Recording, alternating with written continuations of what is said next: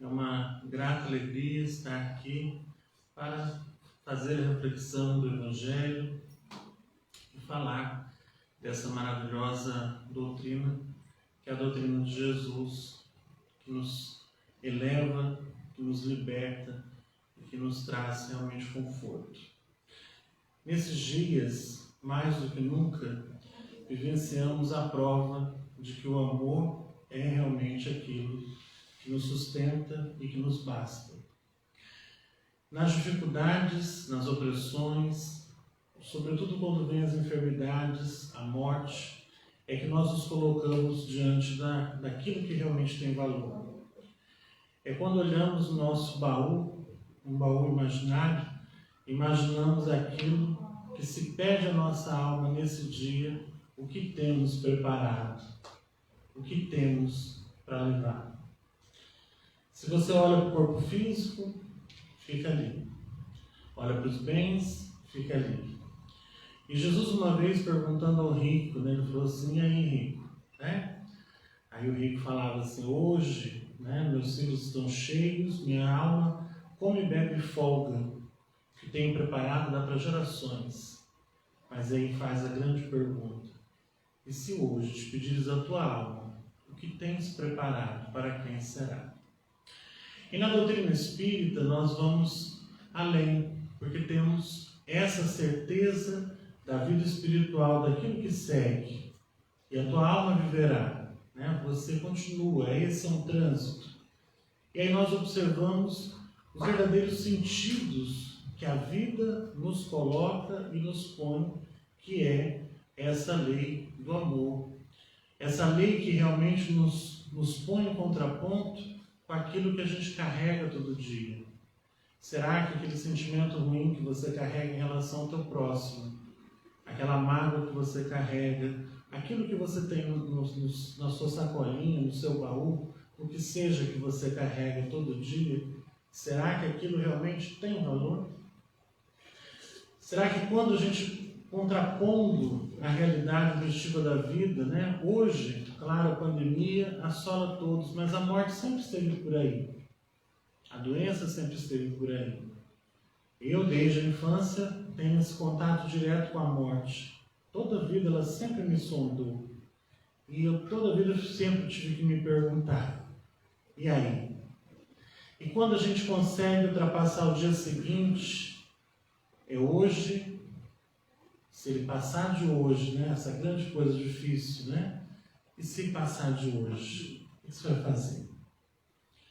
Eu lembro, minha avó contava, hoje já desencarnada, que ela estava muito moribunda no sertão pernambucano, e o médico olhou para o irmão, e a cunhada estava junto, e disse assim: leve para casa, porque eu não sou Jesus para ressuscitar defunto. E minha avó não tinha se casado até então. Ela tinha mais de 25 anos. Para aquele tempo era uma mulher já quase condenada a ficar solteira o resto da vida. E ela se incomodou com aquela expressão defunto. Ela falou assim: eu sou uma mulher trabalhadora, esse médico me chamar de defunto. Como assim eu sou um defunto? Sou uma pessoa viva. Minha avó de raiva viveu até os 97 anos. Enterrou o irmão, enterrou a cunhada, enterrou seus sobrinhos, enterrou o médico, enterrou até o pastor que fez o casamento dela, enterrou o marido. E ela viveu, mas sempre às voltas com a morte, porque as doenças nunca cessaram. E ela criou muitos filhos seus e dos outros. E a sua meta sempre foi o trabalho, sempre foi o amor. E quando eu pensei muito sobre o tema, amar o próximo como a si mesmo é uma das tarefas mais difíceis, mas também é a mais fácil. Ela é mais difícil porque nós carregamos muitas coisas dentro de nós que nos impedem esse acesso à felicidade. Nós carregamos muitos muros, bloqueios que nós mesmos fazemos em relação à nossa vida. Quando aqui chegamos, em alguns momentos, a gente pensa, nossa, eu sou o patinho feio da família. Porque essa família não me compreende. Parece até que eu sou uma alienígena, né? Eu tenho outros pensamentos. Eu também tive, né? Quando eu cheguei na periferia onde eu nasci, eu era uma criança diferente. Mas quando você vai observando, não é que você é diferente. É que você tem um propósito ali dentro. E quando você não morreu, é porque era esse o seu propósito. E aí quando você não fez a passagem, então é este o seu propósito. Estar aqui é uma dádiva.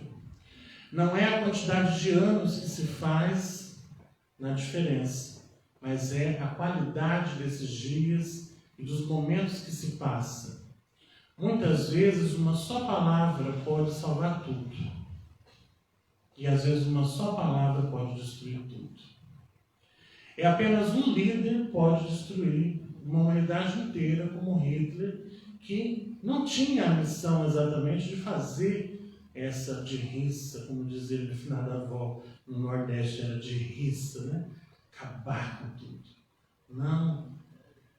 Mas ele aconteceu. Era um homem apenas. Apenas um homem que pensava e que levou gerações a pensar. Mas também foi um homem, e apenas um homem, Jesus, que mudou e marcou a história da humanidade, praticamente em 3 anos de missão efetiva, em que não se narraram todos os dias, mas apenas os acontecimentos principais, em que se narram os 4 evangelhos que nós temos ali, e que depois nós temos todo o resumo de tudo que foi vivido antes e que se viverá após o Cristo.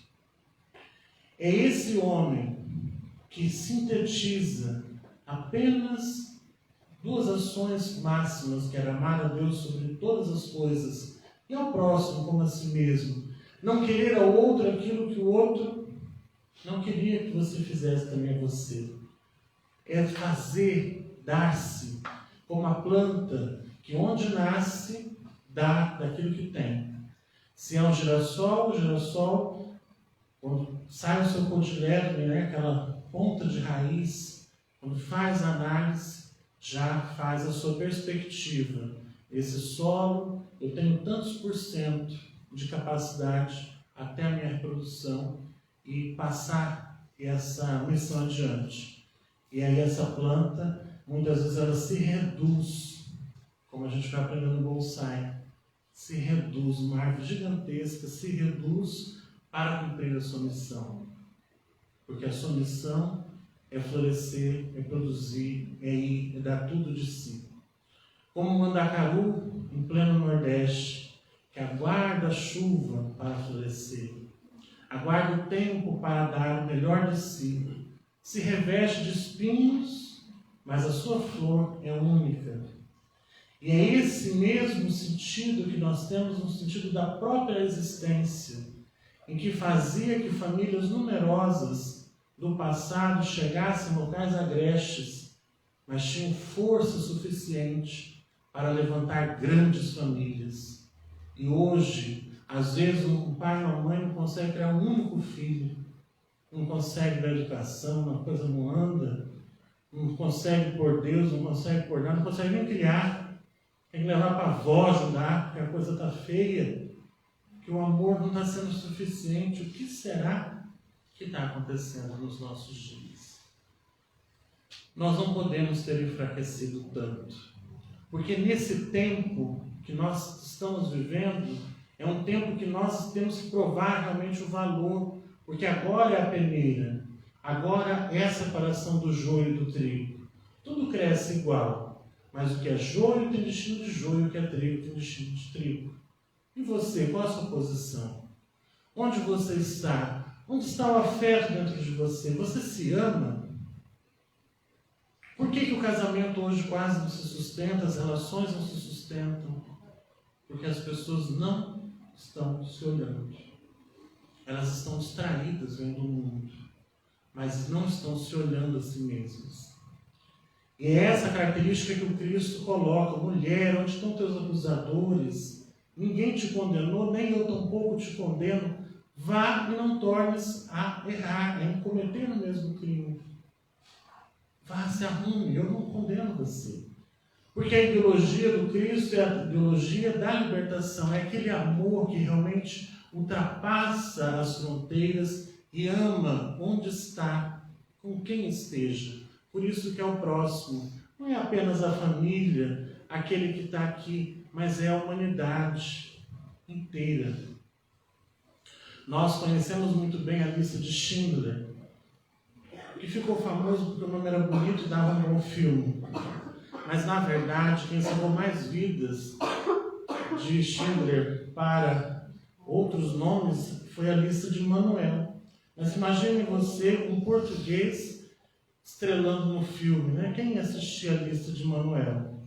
Tem nem nome, né? Seu nome, lista de Manuel.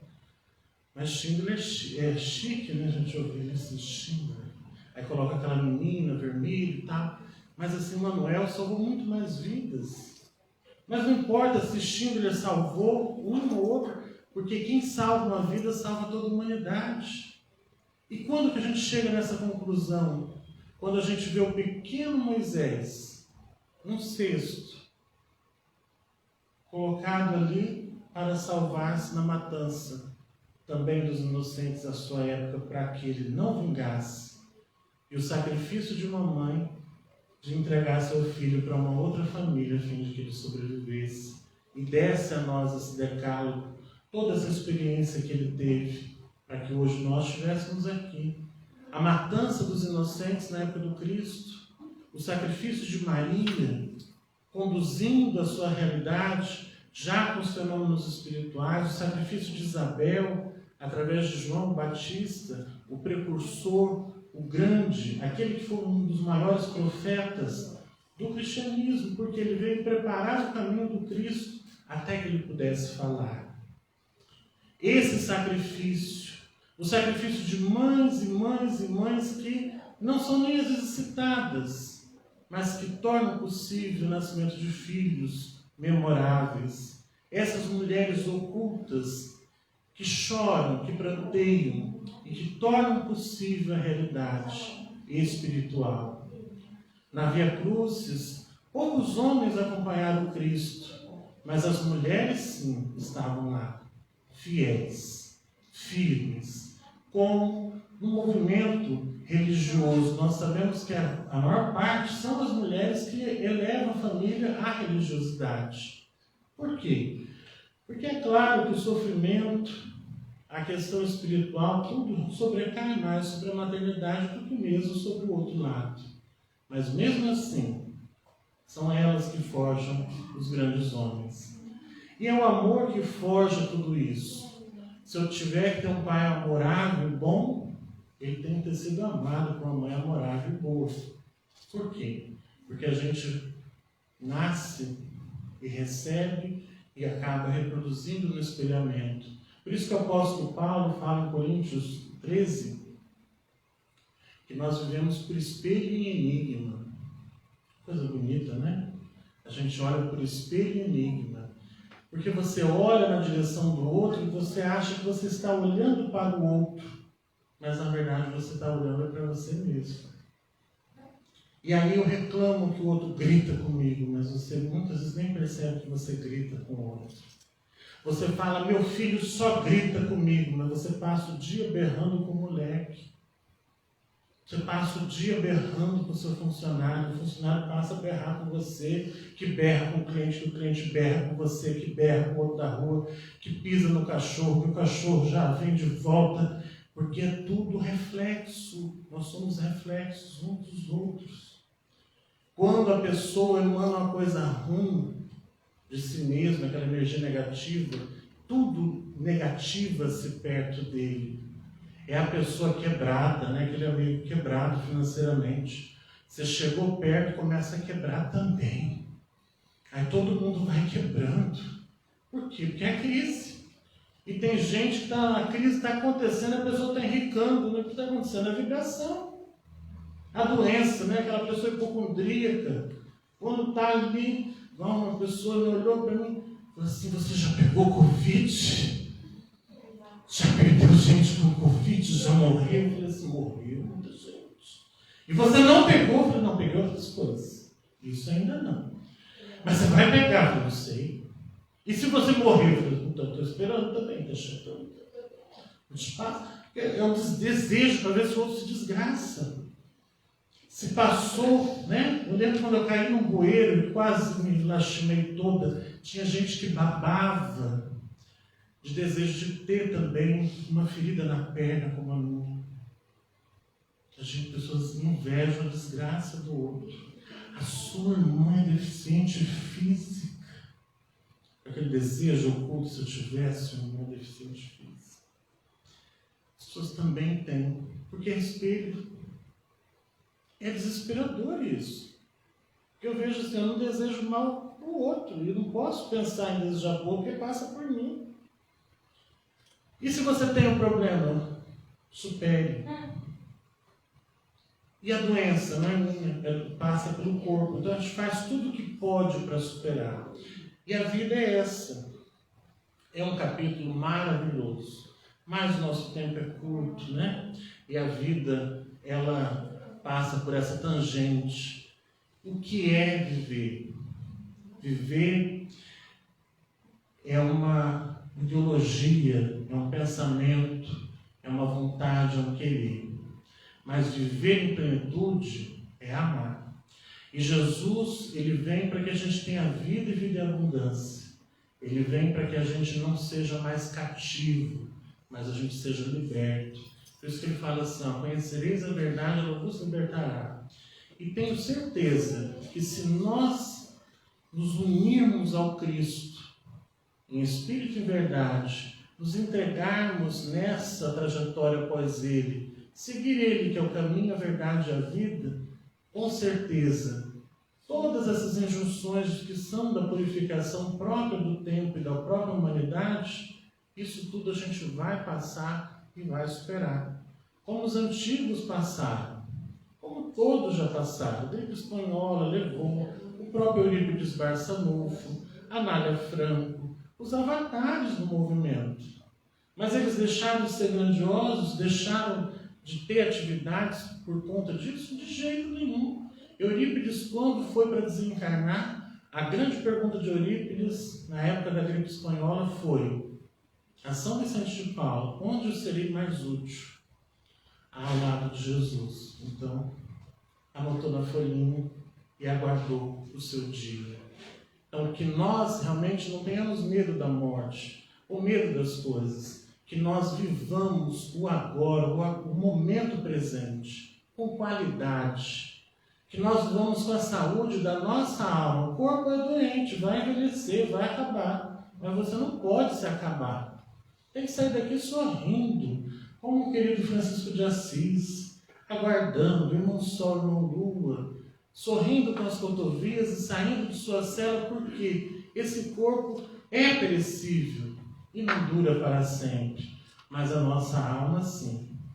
Então, cerrando os nossos olhos, na alegria desse momento, na certeza do amor do Cristo e do amor divino por todos nós, colocamos-nos, Senhor, à tua disposição e à tua mercê, para que se faça a tua vontade e não a nossa, para que nos dê a clareza, para que seja de fato o nosso mestre por excelência, amparando a todos que estão convalescentes nos hospitais, o nosso querido Eric e todos os demais que vibram nessa noite pelas suas enfermidades, pelos seus passamentos, pelas dores e pelos reveses, não só no nosso município, mas no Mato Grosso do Sul e no mundo, onde tiver um ponto luminoso, Senhor, de oração, que nós possamos estar unidos com esses pontos e iluminarmos o mundo inteiro,